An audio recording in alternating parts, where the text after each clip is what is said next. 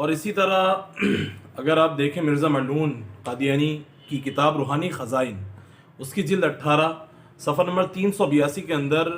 وہ ملعون لکھتا ہے کہ جو میرے مخالف تھے ان کا نام جو ہے وہ یہودی، عیسائی اور مشرک رکھا گیا۔ میرے پیاروں، یہ قادیانیت انگریزوں کا وہ ٹولہ جو انہوں نے اس امت محمدیہ صلی اللہ تعالی علیہ وسلم میں دڑا ڈالنے کے لیے پیدا کیا، اس امت میں فتنہ انگیزی کے لیے اس کو بنایا تاکہ امت کے اندر انتشار ہو اور طرح طرح کے مسئلے مسائل پیدا ہوں مسلمانوں کے روپ میں۔ اب اس کی وہ باتیں میرے پیاروں کہ اگر آپ ان باتوں کو عقل کے پیمانے پر ناپیں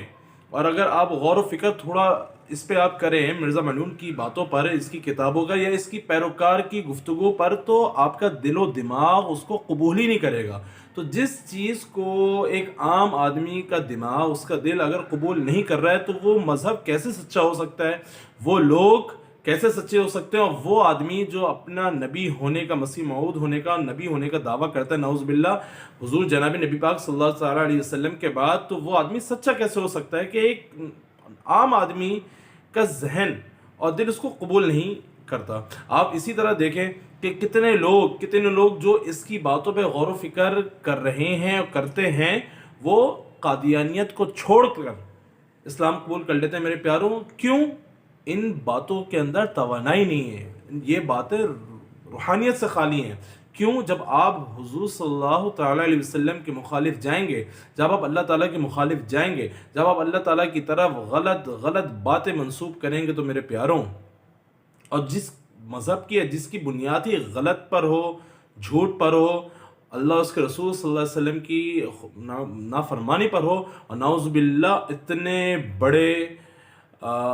جو نبوت پہ حملہ جو مطلب حضور صلی اللہ علیہ وسلم کی ختم نبوت پہ براہ راست حملہ کرے، تو ایسی جماعت کہاں چل سکتی ہے اور ایسی لوگوں کی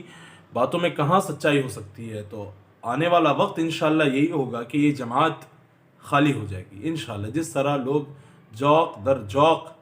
اسلام قبول کر رہے ہیں، پاکستان کے اندر بہت سارے جو ہے خبریں موصول ہو رہی ہیں کہ ماشاءاللہ بہت سارے قادیانی جو ہے وہ مسلمان ہو رہے ہیں۔ اللہ تعالی ہم سب کو ہدایت عطا فرمائے، اللہ تعالی ہم سب مسلمانوں کو اس تمام فتنوں سے اللہ تعالی ہماری حفاظت فرمائے، خاص کر فتنہ قادیانیت سے اللہ تعالی ہماری حفاظت فرمائے۔